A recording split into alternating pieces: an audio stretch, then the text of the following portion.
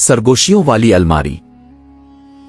एक छोटे और पुरसुकून कस्बे में मियां नामी एक लड़की अपने वालिदैन के साथ एक पुराने मकान में मुंतकिल हुई। वो मकान बड़ा और पुरअसरार था, जिसकी लकड़ी की सीढ़ियां चरचराती थीं और एक लंबी राहदारी मियां के कमरे तक जाती थी। मियां के कमरे में एक लंबी लकड़ी की अलमारी थी, जिसके दरवाजे पर एक पुराना और टूटा हुआ आईना लगा था। पहली रात मियां ने महसूस किया कि अलमारी से सरगोशियों की आवाजें आ रही हैं।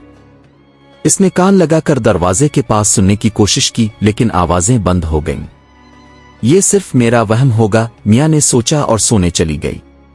अगली रात जब मियां बिस्तर पर लेटी हुई थी, इसे दोबारा सरगोशियां सुनाई दें। इस बार आवाजें ज्यादा वाज़ेह थीं। करीब आओ, दरवाजा खोलो, एक मध्यम और खुरदरी आवाज कह रही थी। मियां का दिल जोर जोर से धड़कने लगा।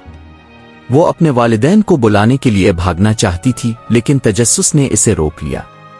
वो आहिस्ता आहिस्ता अलमारी की तरफ बढ़ी और दरवाजा खोला। अंदर कुछ भी नहीं था सिवाय चंद पुराने हिंगुर्स के जो हल रहे थे, जैसे किसी ने अभी उन्हें छुआ हो।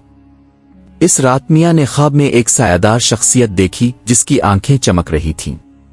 वो शख्सियत अलमारी के अंदर खड़ी इसे बिला रही थी। मियां पसीने में भीगी हुई जागी और फैसला किया कि वो अब इस कमरे में नहीं सोएगी। अगले दिन मियां ने अपने वालिदैन को अलमारी की अजीब आवाजों के बारे में बताया, लेकिन उन्होंने इसकी बात पर यकीन नहीं किया। ये सिर्फ एक पुराना घर है मियां, इसके वालिद ने कहा। इसी रात मियां ने अलमारी को ताला लगाया और उसके सामने एक कुर्सी रख दी। लेकिन आधी रात को दरवाजे के चरचराने की आवाज आई। अलमारी का ताला खुद ब खुद खिल गया और सरगोशियां हंसी में बदल गईं। खौफ के मारे मियां ने चीख मारी और उसके वालिदैन भागकर कमरे में आए। लेकिन जब उन्होंने लाइट ऑन की तो अलमारी का दरवाजा बंद था और सब कुछ खामोश था।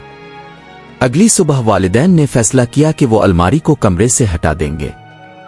जब मजदूरों ने अलमारी निकाली तो उसके पीछे एक छोटा गर्द से भरा नोट मिला। इस पर लिखा था, मैं हमेशा यहां रहूंगा।